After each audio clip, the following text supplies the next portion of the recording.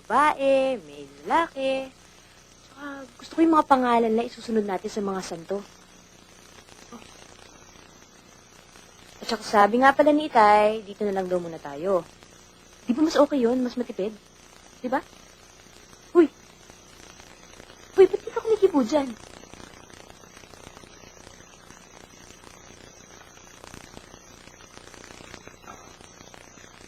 Sonia.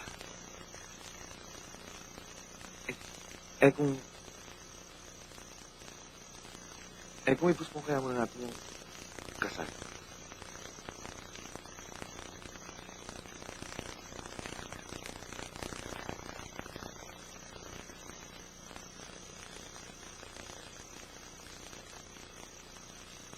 Sabi ko na nga ba may problema eh.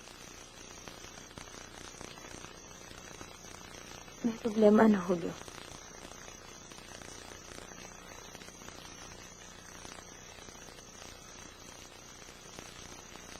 May iba bang babae?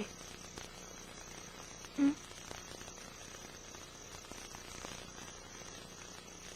Di mo na ba ako mahal?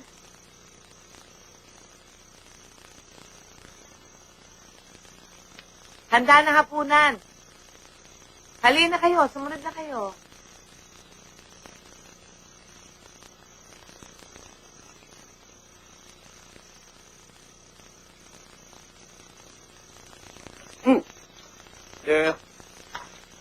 Settle na, Sonia. Hindi na bridesmaid yung kaibigan mong bakla. Hindi siya bakla, transsexual siya. Alam mo, kahit ano pa man siya, hindi siya pwedeng abay. Ba, ayoko may bakla sa kasal mo. Eh, ano naman masama dun? Ay, nako. Eh, kung mahaw yung mga ipapanganak mo. Sabi naman kayo. Yang mga baklang yan, walang interes yan kung hindi manghala. Baka mamaya sa kasal mo pag gumawa ng milagro yan. Alam niyo ba mga tol, minsan sa sinihan, may tumabi sa akin. Tapos, gumagapang yung mga kamay.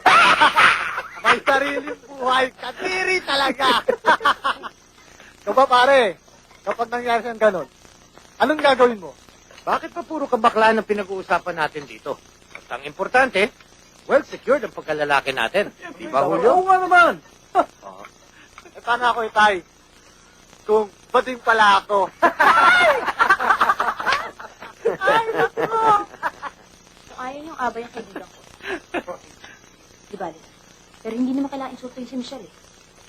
Uy, nasaktan. Alam mo, tapos sa mga bakla na yan, pinapatay.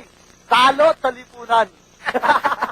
Kaya ikaw, pag naramdaman mo na yung anak mo lalaking bakla, dapat padala mo sa doktor, ipagamot mo. Diba, Tol? Sandali. Uy, Bakit? bakla ako. Sonya, bakla ako.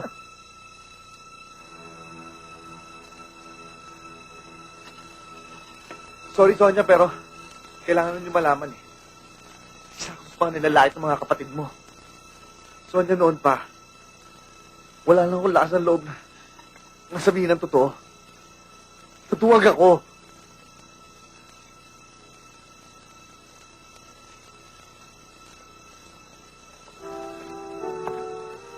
Niloko mo ko. Nagawa mo sa akin yun? Ha? Ha?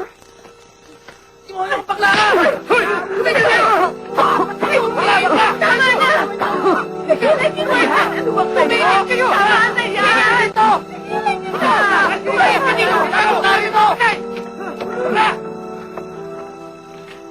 Ano ba naman kayo? Diyos ko, tama na!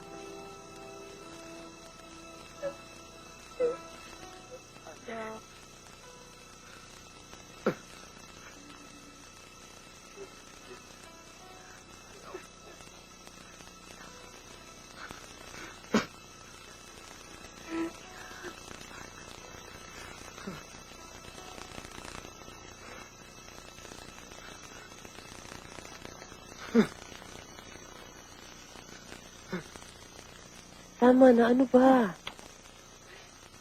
Saan ba kayo na nag-aling mga bakla kayo? Hindi naman kayo nanganganak, di ba? Ba't ang dami-dami niyo pa rin?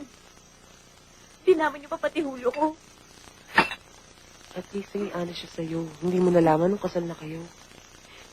Niloko pa rin niya ako. Tama na. Tama na. Ano Ano ba? Nakakarami ka na. Tama na. Ano ba?